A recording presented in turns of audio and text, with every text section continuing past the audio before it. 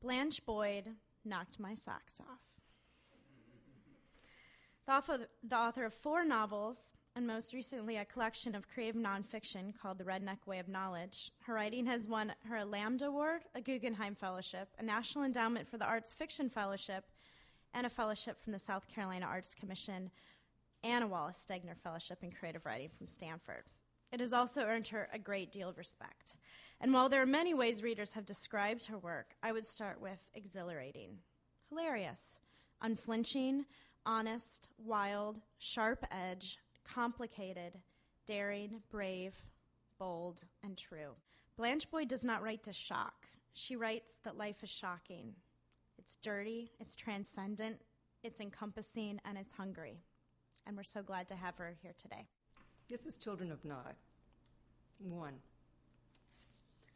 I no longer believe that individual stories matter, or even that history does. But I still value kindness, and my niece, Ruby Redstone, is kind. Ruby is kind in spite of herself, kind wisely and unwisely, and for this quality, I have perhaps cared too much about her. Ruby has power for others, too. I see it in the guards and prisoners who befriend her, and of course I see it in her mother and husband. What Ruby did to arrive at this stopping place is too dreadful to think about in the ordinariness of daily life, even at Bedford Hills, the only maximum security facility for women in New York State. Of course, a number of crimes at Bedford don't seem thinkable. Or maybe at my age, everything has become so conceivable that all hideous actions are suffused with raw wonder, the shiny stuff of mystery. I'm 55 years old now and no longer ruled by attractions to intensity. I would have been content to spend these months caring for my mother, who has dementia, but is peaceful and sweet. I can love my mother now for the way she always meant to be. Ruby is my brother's child. He and his family had disappeared from our lives for many years, when one night Ruby interrupted our viewing of Jeopardy with her tears and childish dignity, appealing to the kidnappers to please, please let her children go unharmed. Her authenticity was riveting, or maybe my view was altered by recognition. Despite her yellow skin, Asiatic features, and the last name she used, I knew immediately who she was.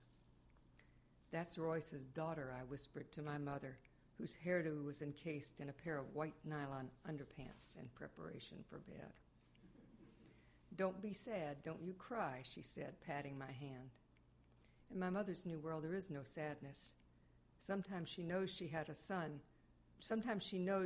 a son who was declared dead, and that we buried a nearly empty coffin next to my sister's.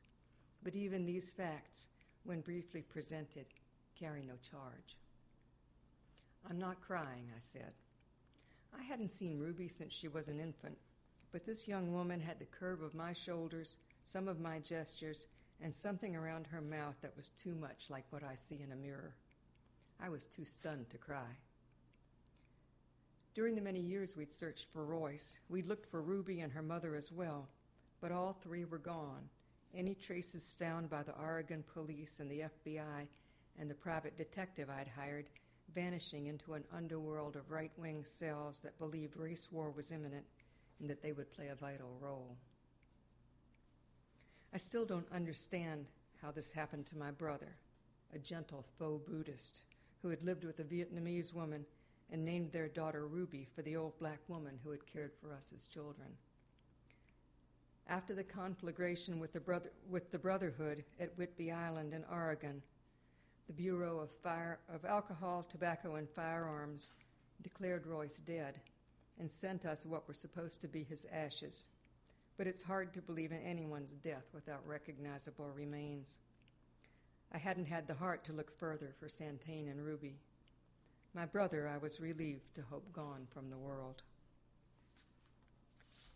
Ruby's children had not been kidnapped. It is common knowledge now that she had drugged them and placed them inside an old refrigerator out at a place near Gallup, New Mexico, called the Catacombs, first folding Lucia and River into the poses of sleep. Afterwards, she drove back to her apartment, hit herself a serious blow to the head with a hammer, and managed to tie herself up with silver duct tape, a good enough job that she could not have escaped before she lost consciousness. It was a scenario that fooled me just as it did the police and her husband and much of the public. After all, if she'd cracked her own skull, who could have tied her up? And the story she'd told police was so outlandish it must be true. White supremacists, she claimed, had come to her home looking for her lost father. Maybe they'd already known about her mixed blood. In any case, they discovered it when they saw her features. They'd laughed at her, a gook, a slant, a sand person, but were outraged by her children, River, 2, and Lucia, 4, whose lineage had been further polluted by Navajo and African American blood. These mongrels, the kidnappers said, were an abomination. They were a sin against God. Ruby cried with the same fierce dignity whenever she told the story on television, how she had begged the kidnappers not to take her children who were innocent. The leader, whom she described as a tall, clean-shaven, narrowly built man, announced, "No one is innocent in the land of Nod." No, she did not know what the land of Nod referred to, but she believed this whole mess involved some kind of blackmail thing against her father. There must be some kind of fight about leadership now, and she had never believed that her father was dead. In the morning, while my mother and I watched television and she ate her Cheerios with sliced bananas, which she has done every morning since my childhood, local and national journalists had begun to put together more of the story. Ruby Redstone's father had been one Royce Burns, an avowed racist killed 9 years ago in a battle in Oregon, along with Robert Matthews, head of the terrorist organization known as the Silent Brotherhood. Speculation was that Mrs. Redstone's thinking may have been muddled by her concussion. "Mama," I said, "I think Royce might be alive." My mother had removed the underpants from her head, and her silvery hair remained exactly coiffed, but she had donned her makeup without my assistance and used blue eyeshadow on her lips. I let her do whatever she likes unless we are going out. "That's wonderful, honey." She calls me honey when she can't remember my name. I'm still not clear what Ruby intended with these intricate lies. She could not have believed anyone would be fooled for long by her story, certainly not for the 4 days it took police and FBI to find the children's bodies. And she could not have believed she would bring Royce, assuming he were alive, out of hiding. In any case, why would she want that? He was a violent man who had violently disowned her. Sometimes I think Ruby has yet another motive and is dissembling again.